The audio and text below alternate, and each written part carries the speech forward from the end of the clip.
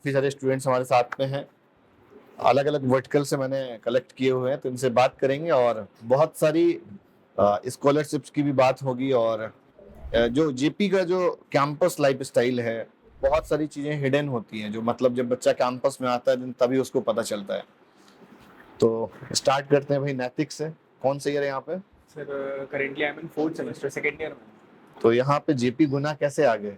Sir JP की branding value और reputation हम लोग को पता थी सर, जेआईटी के थ्रू हम नोएडा के बारे में ज़्यादा अवेयरनेस थी। तो हाँ यहाँ से हाँ। मेरे एक कज़न रिलेटिव पढ़े हुए थे जो आज की डेट में बहुत अच्छी जगह पे जॉब कर रहे हैं, तो अकेडमिक करिकुलम पे भरोसा था, यहाँ के टीचर्स को वो जानते थे, तो इस वजह से फिर वहाँ पे। वो भरोसा अभी भी बरकरार है या हाँ। हल्का हो गया है? नहीं नहीं, ऐसा कुछ नहीं है, अभी भी बरकरार सच बताना है, इतना डरना नहीं है।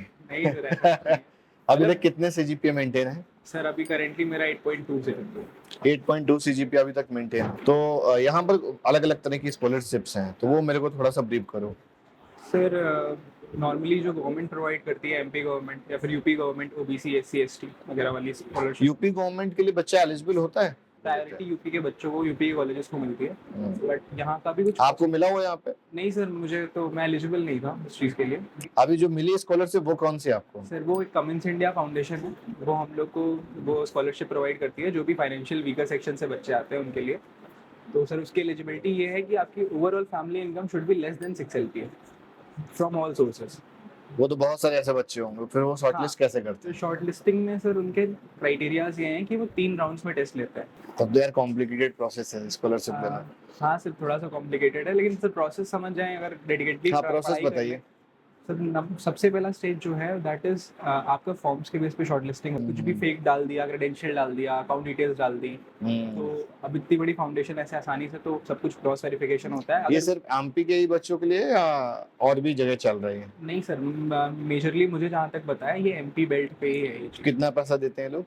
सर अराउंड अगर आप तीनों स्टेज क्वालिफाई कर लेते हो तो आपकी जो भी एकेडमिक फी प्लस डेवलपमेंट फी होती है, जिसमें आपकी हॉस्टल चार्जेस और मेस चीज़ें नहीं इंक्लूड होती है, वो आपको सारा मतलब ट्यूशन फीस डिस्काउंट कर देते पूरी हैं? रिएम्बर्स हो जाती सारे वो लोग देते हैं सीधा डायरेक्टली कॉलेज को? है। डायरेक्टली कॉलेज को नहीं सर, हम लोग को पे करनी होती है फी। वेबसाइट पे हमारा पोर्टल, हमें लॉगिन पासवर्ड मिलता है, फिर वो थोड़े टाइम में प्रोसीजर होता है वहाँ के फाइनेंस से, फिर हमें डेबिट हो जाता तो ये हर मतलब एक बार क्वालिफाई करना है या ईयर वाइज करना रहता है? सर इसका ये है कि आप तीनों स्टेज एक बार क्लियर कर लिया, thereafter you have to maintain minimum of 6.5 CGPA, आपका उससे कम नहीं होना चाहिए, और आपने क्वालिफाई किया है तो वो पोटेंशियल पहले ही चेक कर लेते हैं। आपका 6.5 से ड्रॉप नहीं होना चाहिए CGPA, अगर ड्रॉप हो गया तो कैंसिल हो आपकी जाता है? स्कॉलरशिप सरेंडर हो जाएगी। Okay.